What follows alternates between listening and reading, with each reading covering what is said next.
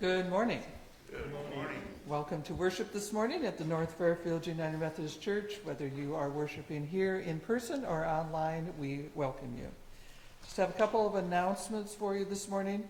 Looking ahead in April, I'd like to look ahead on our calendars, get things down. I'll have more information next Sunday about Lenten services, but you can mark on your calendars, sunrise service on Easter will be 6:30 a.m. at Camp Conger. So get that on your calendar. And then I have another exciting opportunity for you in April.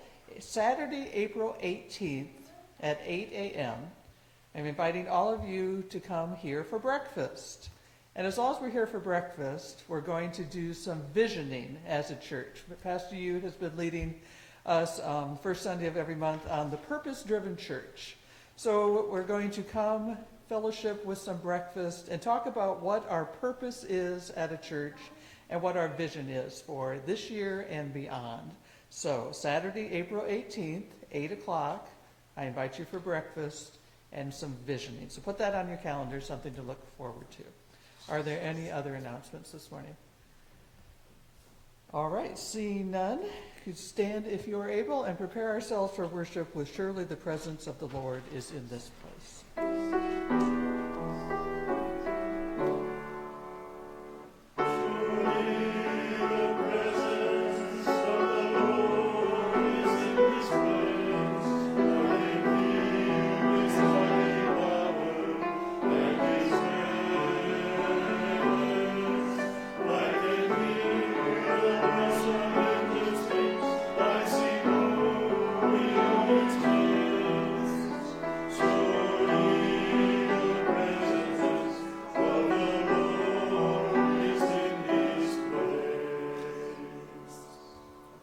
Join with me in this morning's responsive call to worship.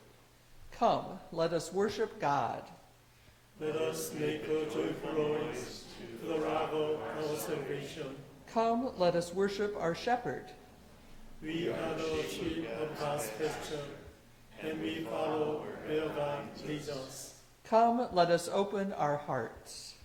We receive God's love pouring into our hearts through the Spirit. Come, let us worship God, the rock of our salvation. Let us worship God, whose mercy guides and sustains us on the path of new life. Let us be in the attitude of prayer. Eternal God, from the beginning of time, you have called your children into communion with you. Yet we confess that, like all the rest, we have turned to our own way and refused your love and grace. Restore us to the joy of knowing you and of recognizing your reign among us, through Jesus Christ, bringer of your good news. Amen. Now join in our opening hymn, Joyful, Joyful, We Adore Thee, number 89, or on the screen.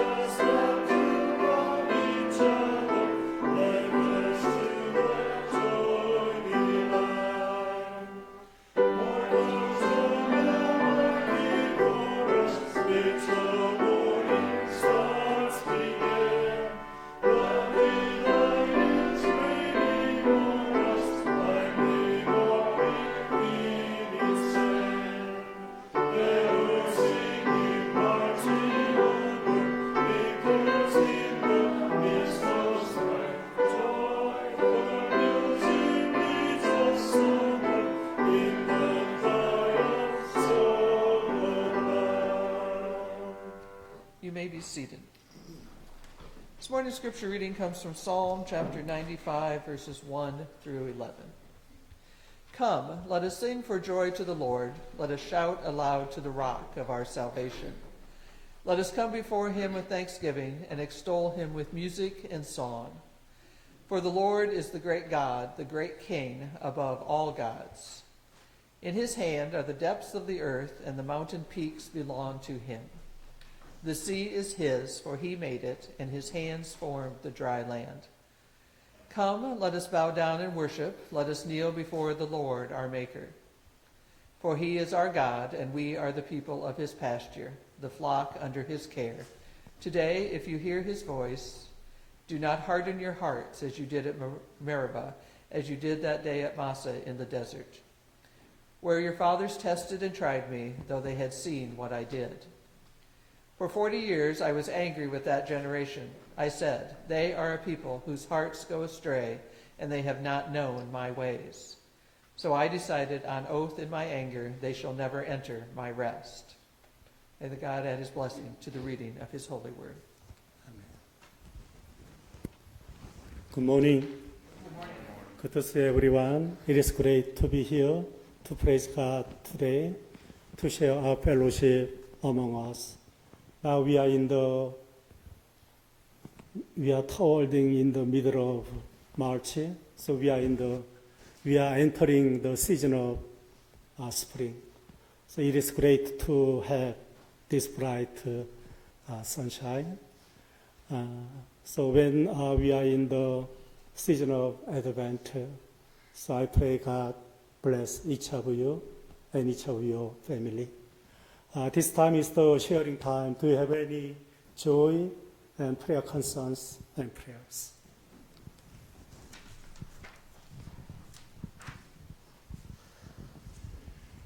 Kind of a prayer concern in a way. I have placed new sign-up sheets on the bulletin board out there for greeters. Nancy is praying that somebody will volunteer for the summer. Okay, yes.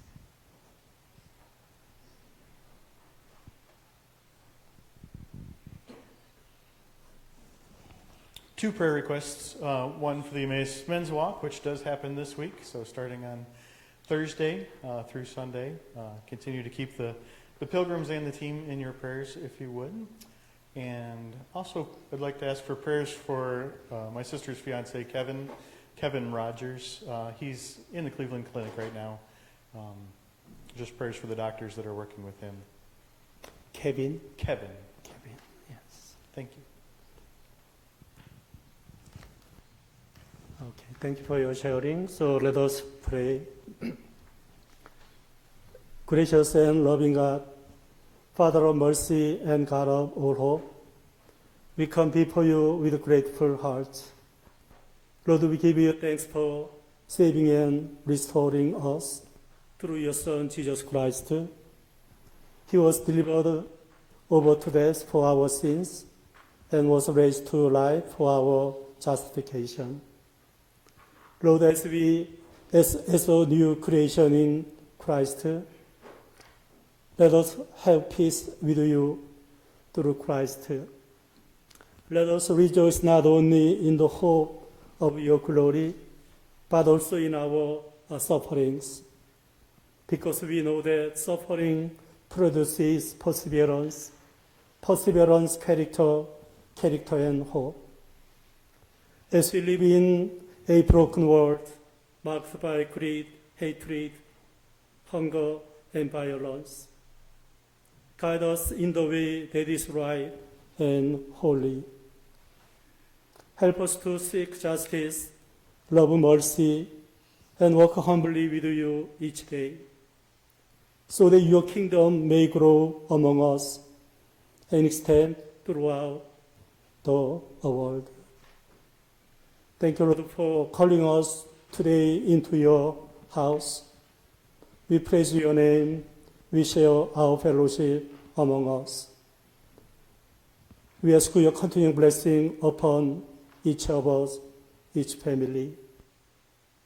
Today we pray for those who are in treatment and in need of restoration. Grant them strength, peace, and healing grace. We pray for Kathy Shepherd and Kathy Cook's daughter. Surround them with your love and grant them strength, peace, and healing. This time we pray for David and Nancy's travel. Keep them in safety and bless their travel journey so that they can taste your creation. Today we pray for Emmaus Walk this week. Surround all leaders and participants with your love so that they can experience the love of Christ. Also we pray for Kevin. Keep him in your love and grace and bestow healing of grace. This time we pray for Debbie Kaufman, who experiences mini stroke many times. Keep her in strength and peace, and fill her with your love. Today, dear Lord, now we come to you with our prayers. Especially we experience the suffering by the wars in the world. We pray for a peace in areas and in the world. Also, we bring our own prayers for ourselves, family, and those who are in need. So let us take a silent moment for our prayers.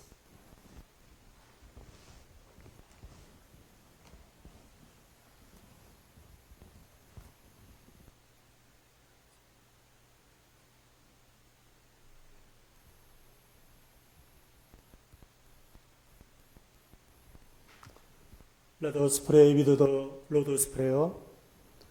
Our Father, who art in heaven, hallowed be thy name. Thy kingdom come, thy will be done, on earth as it is in heaven. Give us this day our daily bread, and forgive us our trespasses, as we forgive those who trespass against us. And lead us not into temptation, but deliver us from evil. For thine is the kingdom, and the power, and the glory forever. Amen. Now children's time. Children, could you come to the front? Good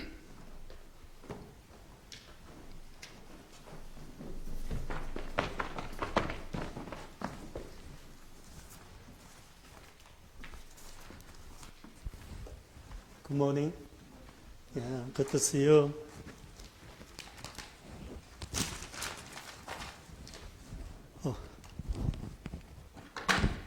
What is this? Leather. Yeah, so I brought leather. Oh, maybe this way. Yeah, I think so. Each day is like a climb up steps, ladder, right? So usually the ladder has many steps, right? Maybe 6 or 7, sometimes lots of steps. This one is a very short ladder, right? Only 2 steps. Yeah, so do you see? Lots of steps. Do you love to climb the steps, right? There are 2. Yeah. So to reach to the top of ladder, so we have to climb step by step, right? Right. Just go down. Maybe your head faces this way, and you'll just glide down that way. Yeah, right. Oh, I'm sorry, I missed. Okay. Okay. Yeah, think about there are many steps to reach out the top. The first one is suffering. Maybe the bottom might be suffering. Maybe we are not happy to have suffering, right? But sometimes we have to overcome sufferings. So if we overcome, suffering produces perseverance. Perseverance kind of endurance, right? Taking time and waiting, right? Perseverance.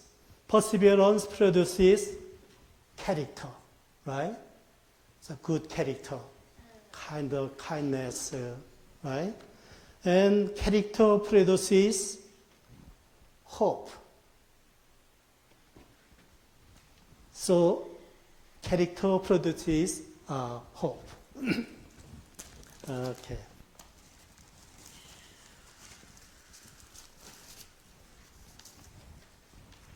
Let's see. Maybe we might have some kind of suffering, the difficult time.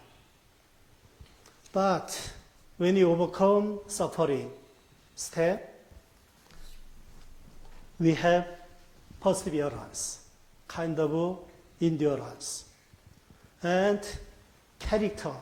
So good character, kind of gentleness and kindness, right? We have character. And then we reach out to hope, right? It started from sufferings, but through perseverance, character, and hope. Okay. And on the hope, we have joy, right? Joy. 1, 2, 3, 4, 5, right? 5. Yeah, this one 6.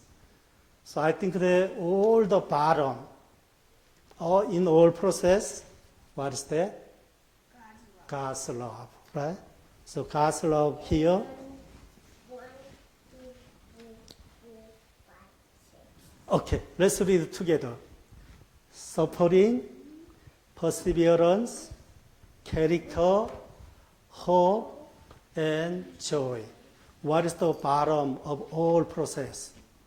God's love, right? So our life is like climbing a ladder. Okay, so let us pray. Okay, dear God, thank you for loving us and helping us climb our ladder of life. Help us to trust you, be strong, and rejoice in you, even when things are hard.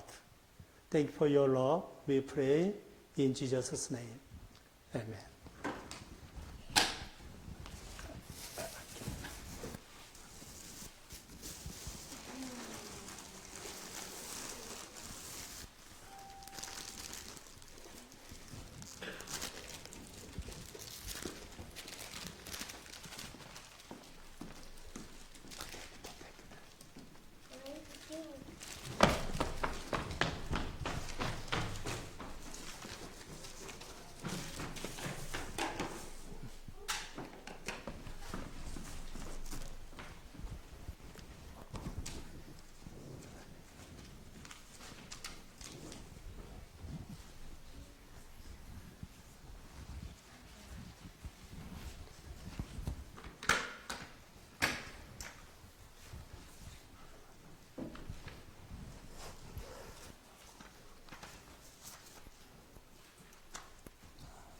This morning's scripture reading, Romans chapter 5,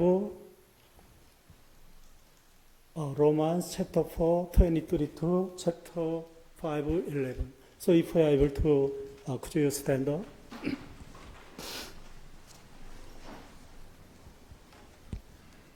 Therefore, since we have been justified through faith, we have peace with God through our Lord Jesus Christ, through whom we have gained access by faith into this grace in which we now stand, and we rejoice in the hope of the glory of God.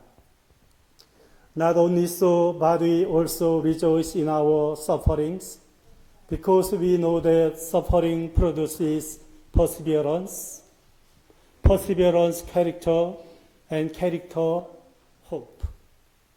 And hope does not disappoint us, because God has poured out His love into our hearts by the Holy Spirit, whom He has given us. You see, it's just the right time, when we were still powerless, Christ died for the ungodly. Very rarely will anyone die for a righteous man, though for a good man someone might possibly dare to die. But God demonstrates His own love for us in this: while we are still sinners, Christ died for us. Since we have now been justified by His blood, how much more shall we be saved from God's wrath through Him? For if, when we were God's enemies, we were reconciled to Him through the death of His Son, how much more, having been reconciled, shall we be saved through His life? Not only is this so, but we also rejoice in God through our Lord Jesus Christ, through whom we have now received reconciliation. This is the word of God for the people of God. Please be seated. We'll sing Many and Great, O God, 148.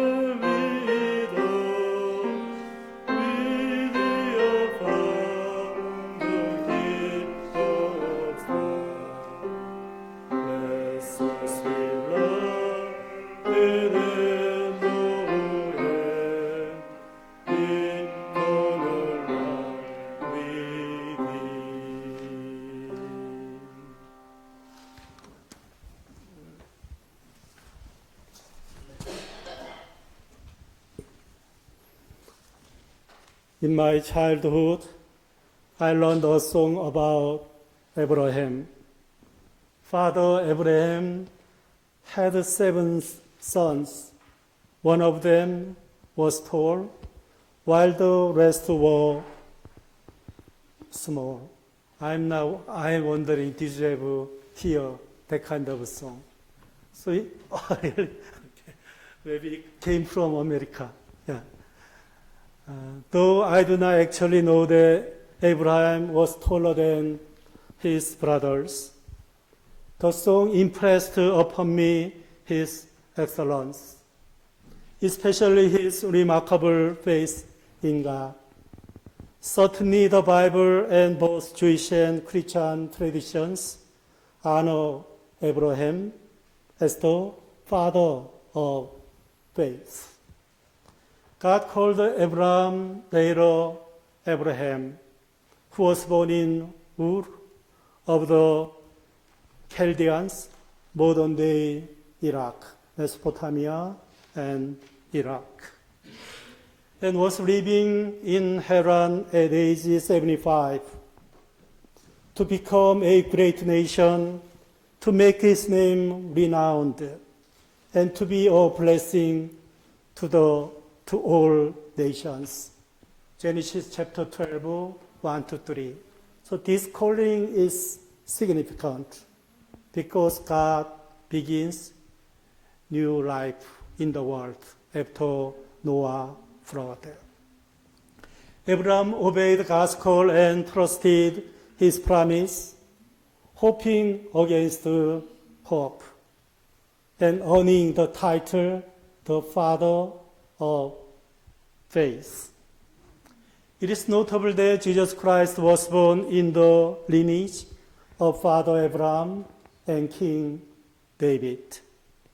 Unsurprisingly, Abraham stands as a central figure in Judaism, Islam, and Christianity, the father of faith.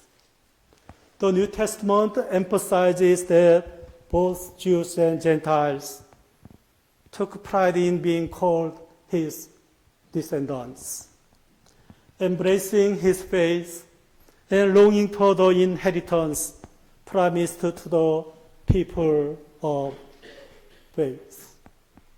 In today's passage, Romans chapter 4, Paul emphasizes that Abraham was justified by faith, not by works. What does Scripture say? Abraham believed God, and it was credited to him as righteousness. This shows that Abraham was justified through his faith and trust in the Lord. What is faith? According to Hebrews chapter 11, the chapter of faith.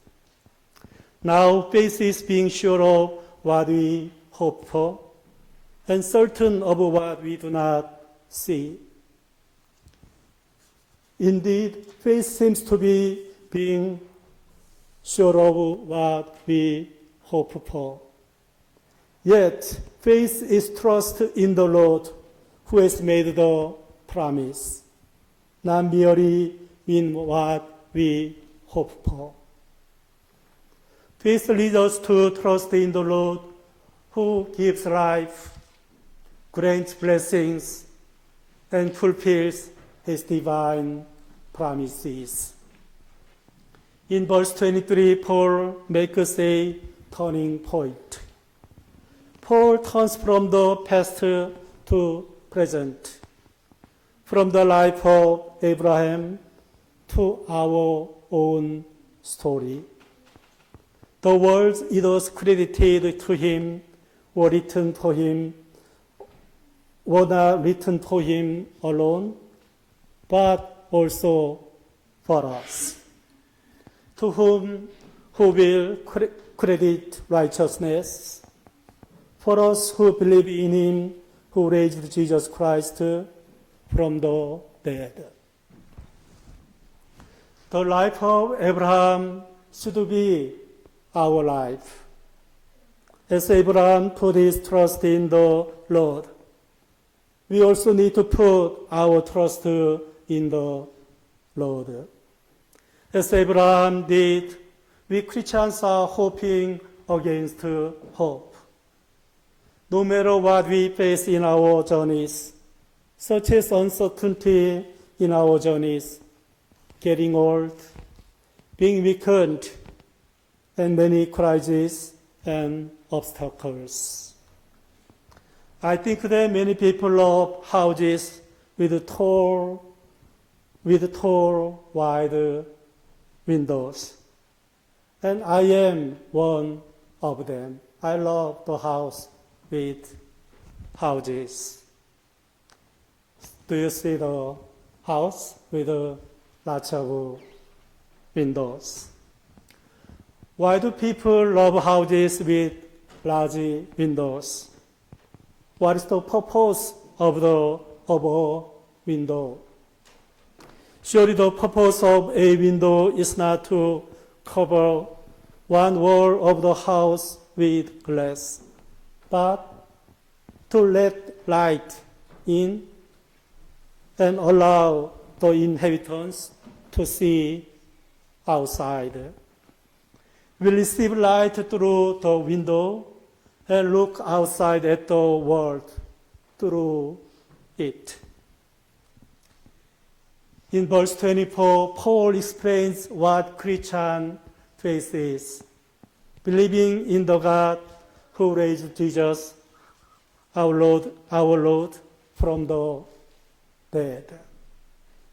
Just as a window allows light in and lets those inside see out, the window of our faith lets the light of God in and help us see what God is doing within us and in the world. So I pray, Lord, help us live through the window of faith in the life-giving God. So in our life journey, let us have the window of faith in God.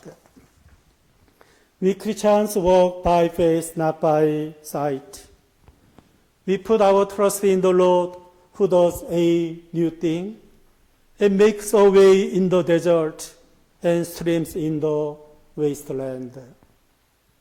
Paul assured, he who began a good work in you will carry it on to completion until the day of Christ Jesus. This is one of my favorite Bible passages. So whenever I reflect this verse, I got some kind of courage because God works within me all the time anew.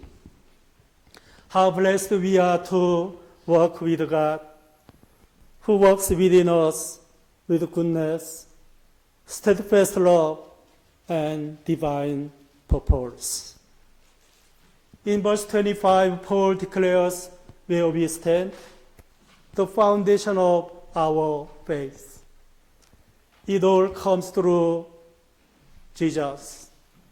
He shows clearly the heart of God's plan, where God's righteousness, covenant faithfulness, and saving justice shine. Jesus was given up for our transgression and raised up for our justification. Indeed, it is through Jesus Christ that we receive forgiveness and justification. Surely the solid foundation of our faith is on the cross and resurrection of Jesus Christ. Now through the death and resurrection of Jesus, we are blessed to live with peace, joy, and hope. In Romans chapter 5, verses 1 and 2, Paul declares, therefore, since we have been justified through faith, we have peace with God through our Lord Jesus Christ, and we rejoice in the hope of the glory of God. We are called to journey by faith in God. Yet we are not alone on this journey. Truly, we are not alone. This truth may seem simply Yet it is profoundly deep and strikingly counter-cultural. Now we live in an individualistic and isolating culture. Hasn't our way of life become increasingly focused on the individual? In simple terms, we once shared bread with our neighbors. So when I was a child, I remember all the time one family made some kind of bread. They shared the bread with neighbors. So we once shared bread with our neighbors, but now we hardly know them. So if you know your neighbors well, I think it is a blessing for you. Highlighting our companions reminds us that faith is never solitary. From the very beginning, it has always been about partnership.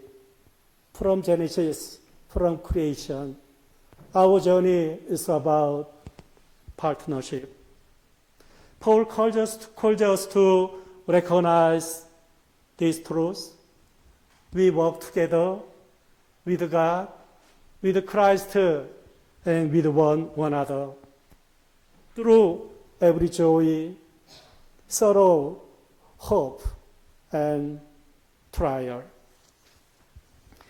Indeed, peace, joy, and hope flow from this shared journey, which begins with fellowship with God and through Christ.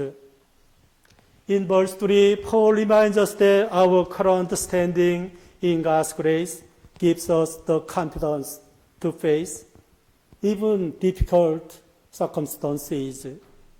Simply put, those who live under God's grace can hope even when things look hopeless, just as Abraham did. He trusted the God who gives life to the dead. Against all odds, Abraham held on to hope. And in doing so, he became the father of many nations. In verse 4, Paul confidently declares, not only so, but we also rejoice in our sufferings, because we know that suffering produces perseverance, perseverance, character, and character, hope. Like climbing a ladder step by step, we Christians can rejoice even in our suffering, knowing that suffering produces perseverance, perseverance shapes character, and character fosters hope. In a sense, isn't our journey like climbing a ladder step by step? Not just the ladder for success. In a sense, our journey is like climbing the ladder step by step. I recognize that each step in our journey is precious. As the saying goes, as a maxim says, a journey of 1,000 miles begins with a single step, right? 1,000 miles begins from the first single step. Yet it is both necessary and invaluable to walk with God, with Christ, and with one another all the way, rooted in faith, hope, and love. Peter also reminds us that our faith journey is like climbing a ladder. So do you see? So our journey is like climbing a ladder, step by a step.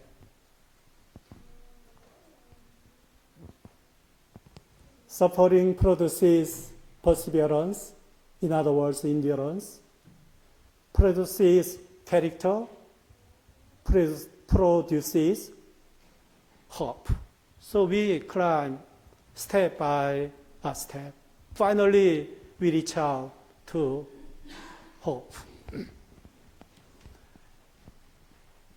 In the second Peter, chapter 1, Peter said, make every effort to add to your faith goodness, and to goodness, knowledge, and to knowledge, self-control, and to self-control, perseverance, and to perseverance, godliness, and to godliness, brotherly kindness, and to brotherly kindness, love.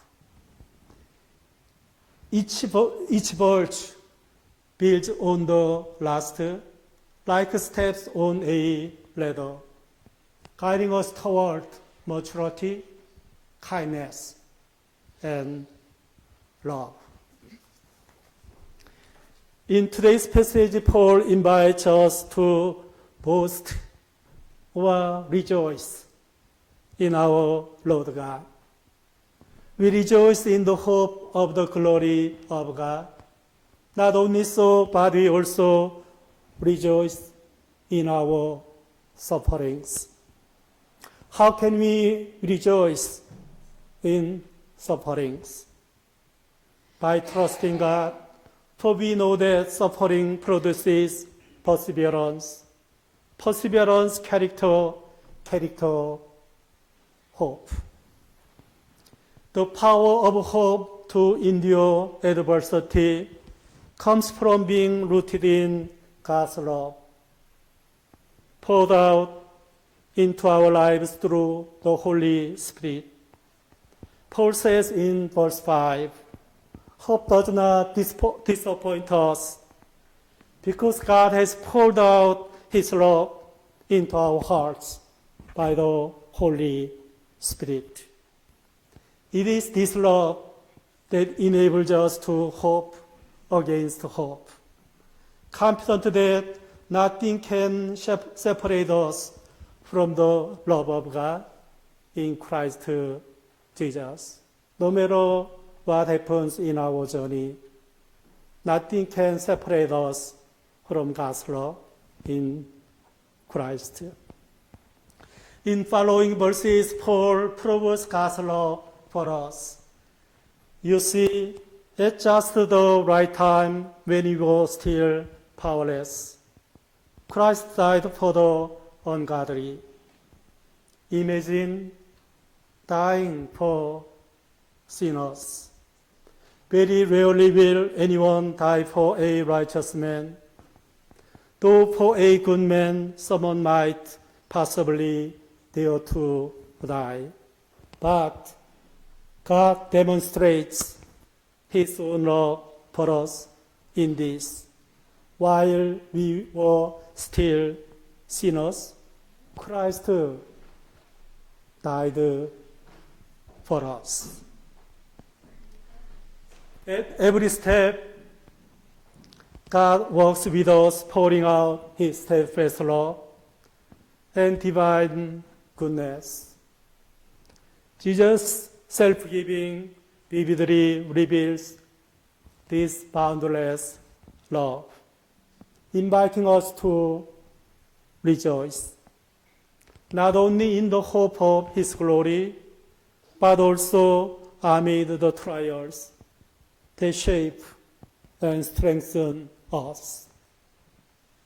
Let us therefore journey with God, with Christ, with one another, embracing joy, peace, and hope along the way. Psalm chapter 95 is one of those psalms that many people cherish. The writer calls us embrace the same joy and glory. We sing and rejoice because we know that God is present. God is seen in the world that surrounds us, the psalmist claims. And who would argue? The psalm concludes, except for the final warning, with a call to an intimate relationship with the God who permits all of creation. The psalmist invites us to join in this companion for the journey. Come, let us bow down in worship. Let us kneel before the Lord our Maker. For He is our God, and we are the people of His pasture, the flock under His care. Let us walk through life in close relationship with God, the Creator of all things, and our good shepherd. Follow Him step by step along the way. The psalmist pleads today, if you hear His voice, do not harden your hearts. Because hardening our hearts causes us to miss out on God's blessing and hope. In Romans chapter 5, Paul speaks of this hardening in a different way. Even when we were enemies, God reached the past the hardness of our hearts to bring us back together and restore right relationship with Him. We were saved from being corrupt and from the anger of God through the redemption of Christ. This brings us back to the idea of boasting. We do not boast in our accomplishments, but in the gift, grace, that comes from the death and resurrection of Jesus.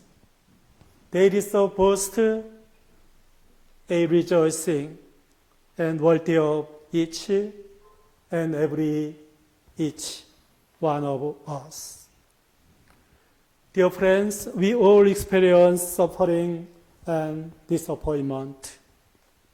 These two realities are all too familiar in the life of a Christian.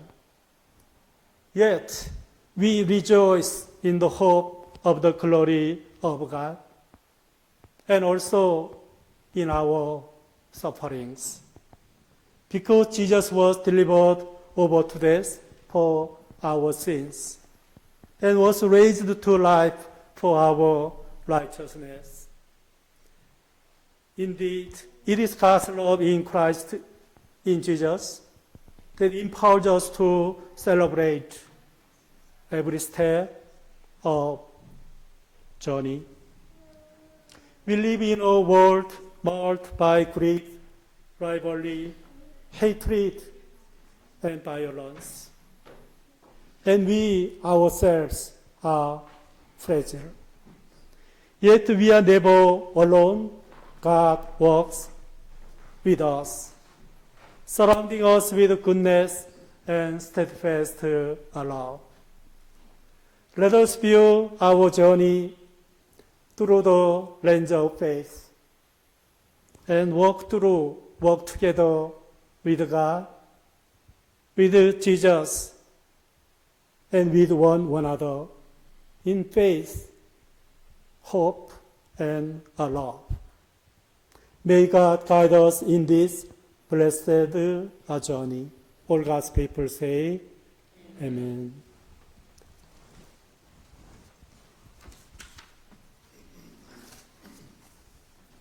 Thank you for your offering to God. Singing doxology, we offer our offerings to God.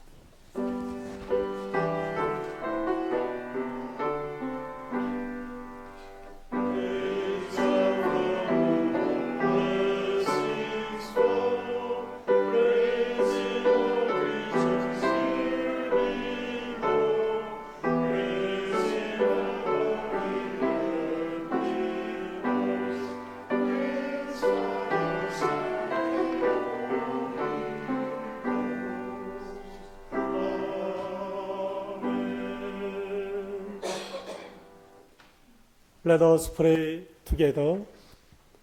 Steadfast God of hope, you have called us to rejoice, not in easy or achievement, but in the grace that sustains us through suffering, the love that meets us in struggle, and the hope that does not disappoint.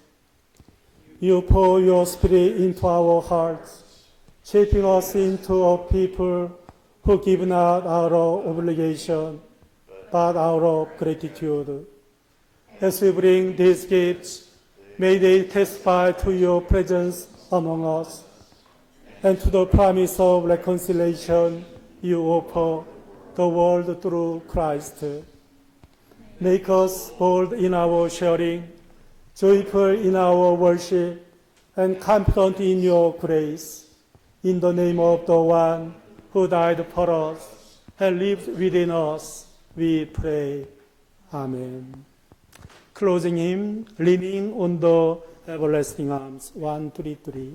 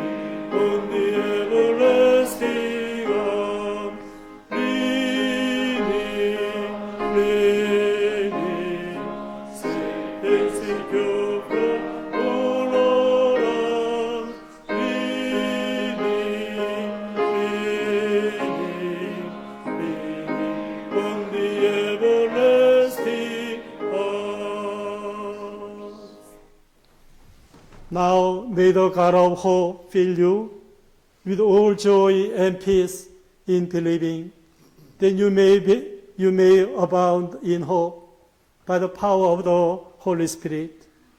Since you have been justified by faith, go now in the peace of our Lord Jesus Christ, standing firm in His grace. Amen.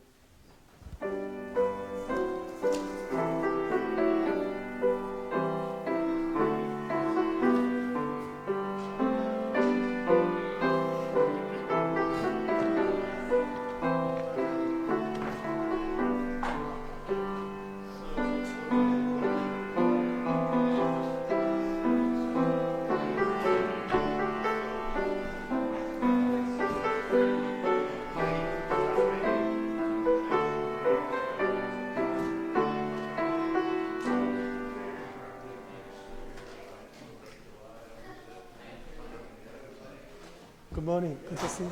Yeah.